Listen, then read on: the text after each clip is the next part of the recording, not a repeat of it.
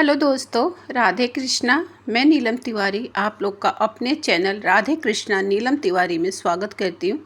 उम्मीद करती हूँ आप लोग स्वस्थ होंगे, मस्त होंगे, सभी लोगों पे भोलेनाथ की कृपा बनी रहे। जैसा कि जान रहे हैं कि अब जो है चतुर्मास शुरू होने वाला है। आज चतुर्मास श्री हरि विष्णु के शयन करने से शुरू होता है। जब देवशयनी एकादशी आती है उसी समय है चतुर्मास लग जाता है।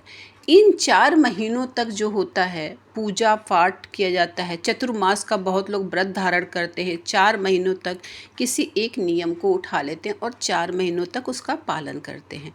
तो पहले तो आप सभी लोगों को देवशयनी एकादशी की बहुत बहुत शुभकामनाएं।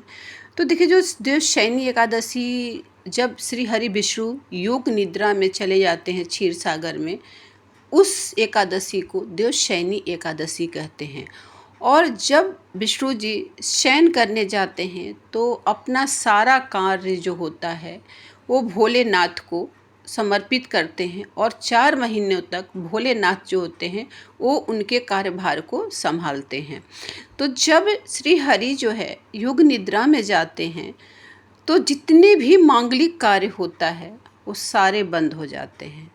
जैसे कि शादी ब्याह, मुंडन, गृह प्रवेश, ये सब चीज़ें जो होती हैं वो बंद हो जाती हैं। मांगलिक कार्य सब बंद हो जाते हैं और धार्मिक कार्य शुरू हो जाते हैं। इन 4 महीनों में ही सारे त्यौहार आते हैं।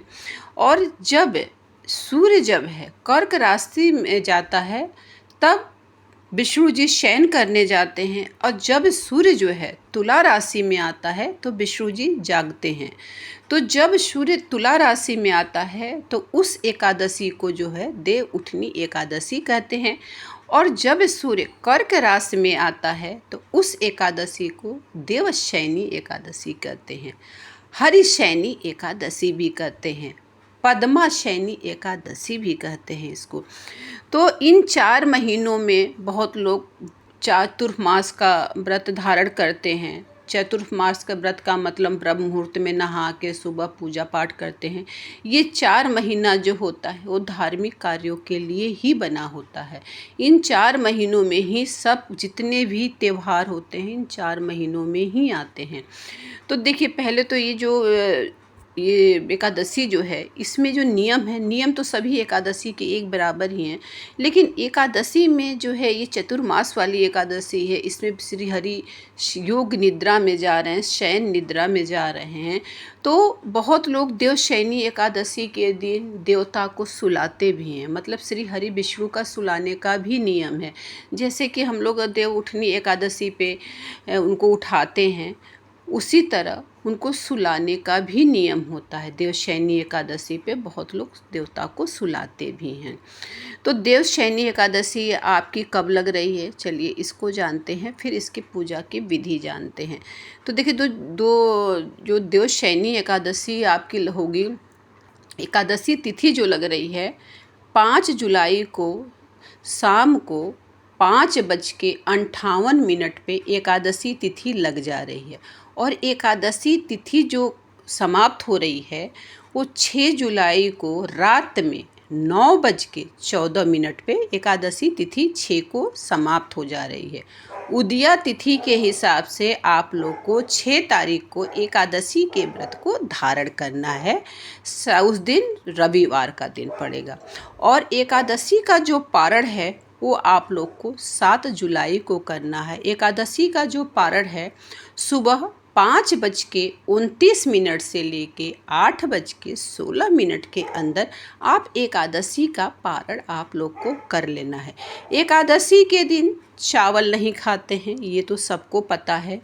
चावल के साथ साथ, क्योंकि ये चतुर्मास वाली एकादशी है, चावल के साथ साथ आपको मांस, मदिरा, प्याज, लहसुन, तामसिक भोजन का इस दिन त्याग करना है। बहुत लोग तो चतुर्मास तक 4 महीनों तक लहसुन प्याज नहीं खाते हैं, लेकिन आप एक दिन तो छोड़ सकते हैं ना, जिस दिन ये एकादशी रहती है उस दिन आप लोग को नहीं खाना है। और इस दिन जो दान होता है वो ठंडी चीज़ों का दान करना चाहिए, क्योंकि गर्मी का महीना है। आप ठंडी चीज़ें, शरबत, खरबूजा, तरबूजा, लीची, इन सब चीज़ों का दान कर सकते हैं। वस्त्र का दान कर सकते हैं, अन्न का दान कर सकते हैं, धन का दान कर सकते हैं। जितनी आपकी सामर्थ्य हो उस हिसाब से दान करना चाहिए और श्री हरि विष्णु का जप करते रहना चाहिए।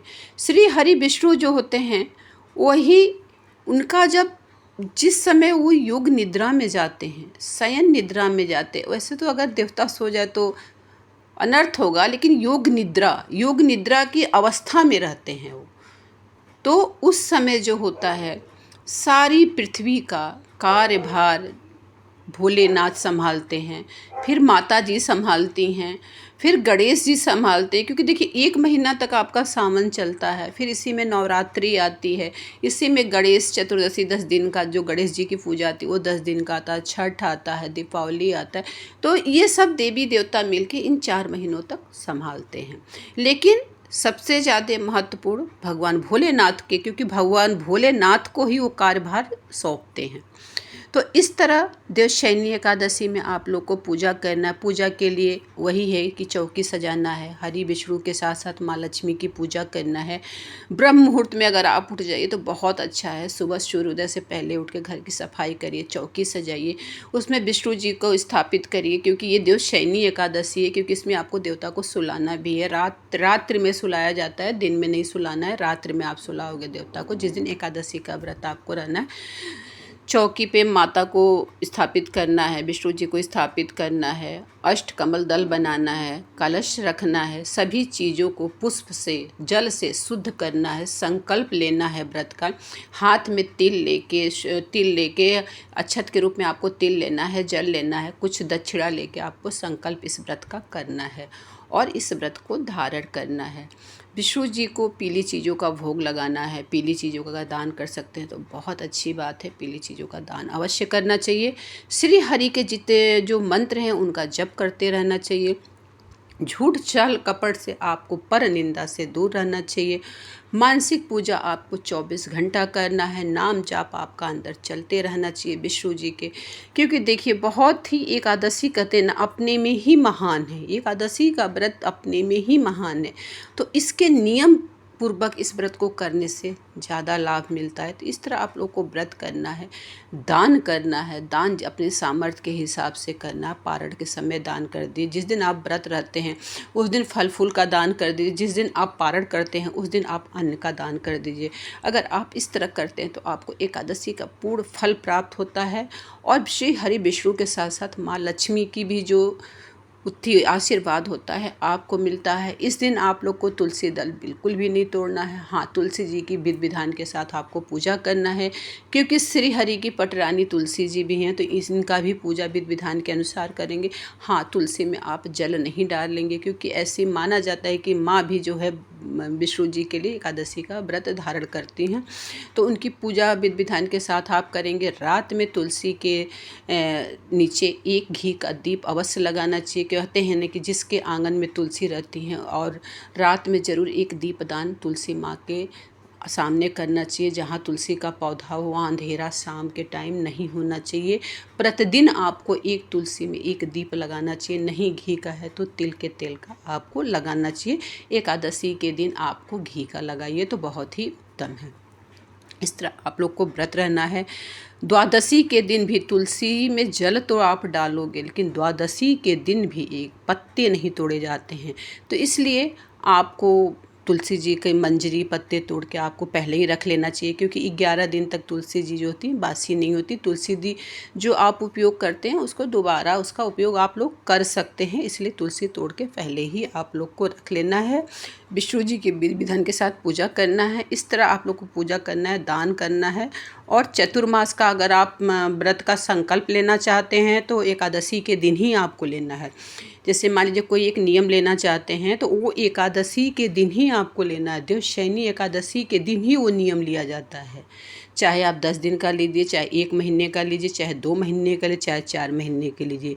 ये जो नियम होता है वो एकादशी के दिन ही भगवान के सामने कि हाँ, बहुत लोग ये नियम लेते हैं कि हम मंदिर में जाके 1 महीने तक झाड़ू लगाएंगे, चाहे पोछा लगाएंगे, कुछ भी एक नियम उठा लेते हैं। बहुत लोग नियम लेते हैं कि ब्रह्म मुहूर्त में उठ के हम पूजा करेंगे।